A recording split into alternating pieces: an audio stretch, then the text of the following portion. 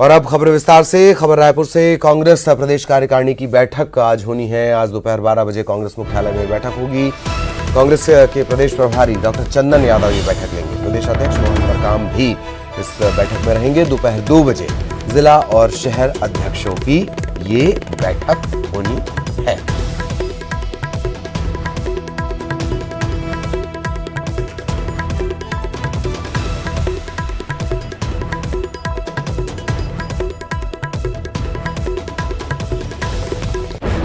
रायपुर में आज कांग्रेस प्रदेश कार्यकारिणी की बैठक होनी है। आज दोपहर 12 बजे कांग्रेस मुख्यालय में बैठक होगी और कांग्रेस के जो प्रदेश प्रभारी हैं डॉक्टर चंदन यादव वो ये बैठक।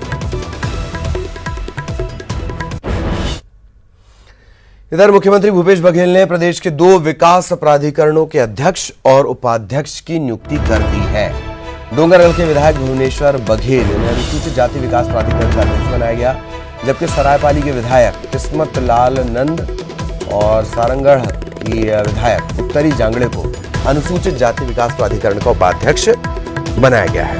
इसी तरह छत्तीसगढ़ राज्य ग्रामीण और अन्य पिछड़ा वर्ग विकास प्राधिकरण के अध्यक्ष पद पर डोंगरगांव के विधायक दलेश्वर साहू की नियुक्ति की गई है, जबकि रायगढ़ के विधायक प्रकाश नायक और चंद्रपुर के विधायक रामकुमार यादव को इसी प्राधिकरण का उपाध्यक्ष नियुक्त किया गया है।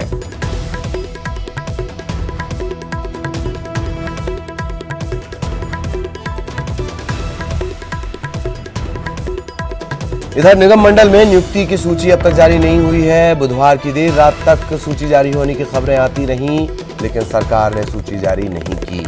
बहरहाल न्यूज 18 के पास निगम मंडल में नियुक्तियों की संभावित सूची है और इसके मुताबिक अरुण वोरा को भंडार निगम, रामगोपाल अग्रवाल को नागरिक आपूर्ति निगम, गिरीश देवांगन CSIDC, शैलेश नितिन त्रिवेदी पाठ्य पुस्तक निगम इनके पास जा सकता है। इसके अलावा कुलदीप जुनेजा को गृह निर्माण मंडल, देवेंद्र बहादुर को वन विकास निगम, चंदन कश्यप को हस्तशिल्प विकास बोर्ड और किरणमयी नायक को महिला आयोग की जिम्मेदारी मिल सकती है।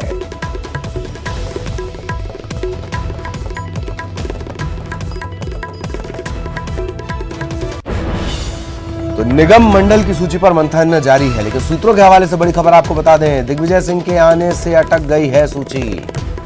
नामों को लेकर देर रात तक ये मंथन जारी रहा। अंतिम मुहर लगने के बाद सूची जारी होगी और दिग्विजय सिंह आज लौट जाएंगे दिल्ली।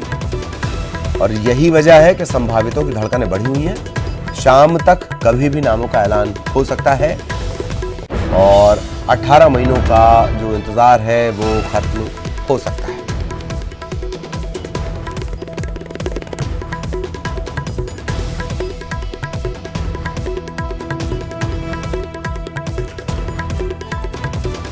सहयोगी देवव्रत इस वक्त हमारे साथ जुड़े हुए हैं, सीधा आपको लिए चलेंगे रायपुर। देवव्रत, देरी की वजह और इस देरी का दिग्विजय कनेक्शन वो जरा हमारे दर्शकों को समझाएं।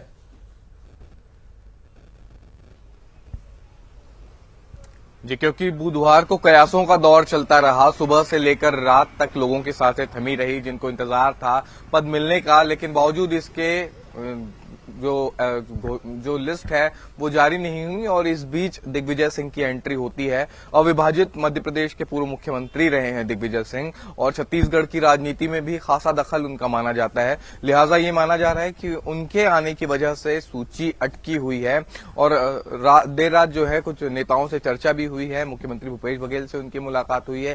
इसके अलावा स्पीकर चरणदास महंत से मिले हैं और TS सिंहदेव से उनकी मुलाकात हुई है। तो ये माना जा रहा है कि निगम मंडलों की सूची में, क्योंकि यहाँ के जो कई कांग्रेसी नेता हैं, विधायक हैं, उनके भी काफी अच्छे संबंध दिग्विजय सिंह के साथ रहे हैं और जिस तरह का दखल दिग्विजय सिंह का यहाँ प्रदेश कांग्रेस में रहा है, तो उस लिहाज से ये कोशिशें की जा रही है जिनको उम्मीद थी पद मिलने की, लेकिन बावजूद जो संभावित लिस्ट चल रही है उसमें उनके नाम नहीं है, तो उन्होंने एक जैक लगाने की कोशिश दिग्विजय सिंह के जरिए की है। अब ये देखना होगा कि ये जैक उनके कितने काम आता है। हालांकि काफी मंथन चला है इसे सूची सूची को लेकर के मुख्यमंत्री कई दफे विधायकों की बैठक लेकर के उनकी पसंद जान चुके हैं। इसके अलावा जो बड़े नेता है कांग्रेस के, उनसे भी बातचीत हो चुकी है। आला कमान में इससे लेकर के कई दफे मंथन हो चुका है, लेकिन बावजूद इसके जितनी भी एक्सरसाइज हुई है उसके बाद 18 महीने बाद भी अभी तक के सूची जारी नहीं हुई है। कल भी दिन भर ये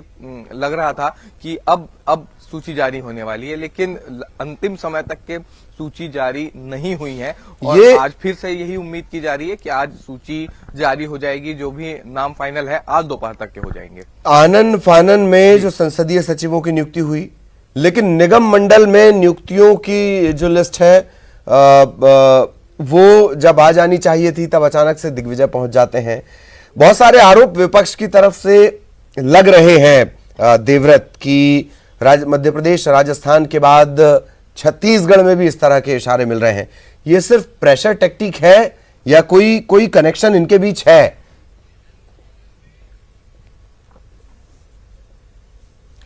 जी देखिए, बीजेपी की तरफ से बृजमोहन अग्रवाल का इस तरह से बयान आया है कि छत्तीसगढ़ में इस तरह की स्थिति हो सकती है, लेकिन अगर पूर्व मुख्यमंत्री रमन सिंह की माने तो उनका कहना है कि छत्तीसगढ़ में अभी ये संभावना नहीं है कि छत्तीसगढ़ कांग्रेस में किसी तरह का विभाजन हो, क्योंकि जिस तरह का बहुमत यहाँ पर कांग्रेस का रहा है उसमें ये देखा जा सकता है कि अगर कितनी भी कोशिशें की जाए सरकार को तोड़ना काफी मुश्किल है। लेकिन एक बात ये भी है कि लोगों को असंतुष्ट जो लोग हैं उनको अपने पाले में रखना और साथ ही साथ पार्टी में समन्वय रखना भी काफी जरूरी इस वक्त कांग्रेस पार्टी के लिए जरूरी है, क्योंकि आने वाले केवल यही चुनाव नहीं, आने वाले समय की बात भी है।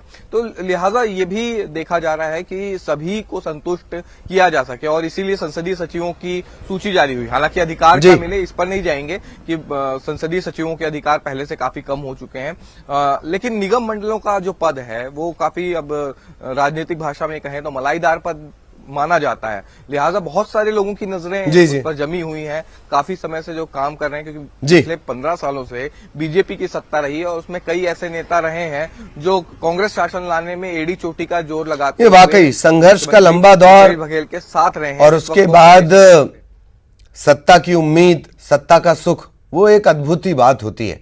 बहुत बहुत शुक्रिया देवव्रत आपका इस तमाम जानकारी के लिए। और जिस बात की तरफ देवव्रत इशारा कर रहे थे वो अपडेट भी हम आपको दे देते हैं। दिग्विजय सिंह के दौरे से अचानक से हलचल बढ़ गई है। देर रात तक मुलाकातों का सिलसिला चला। आला नेताओं मंत्रियों से उन्होंने मुलाकात की। सीएम भूपेश बघेल, स्पीकर चरणदास महंत से लंबी चर्चा की। मंत्री टीएस सिंहदेव से भी लंबी चर्चा हुई। तीनों नेताओं से अलग अलग मिले दिग्विजय सिंह। तीनों नेताओं से एकांत में उनकी चर्चा हुई। अन्य वरिष्ठ नेताओं ने भी दिग्विजय से मुलाकात की है। सत्ता संगठन के शीर्ष नेताओं से दिग्विजय सिंह मिले।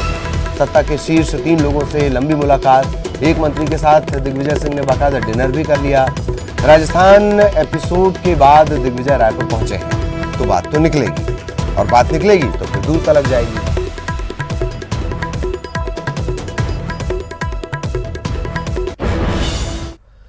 और यहां रुकेंगे एक ब्रेक के लिए।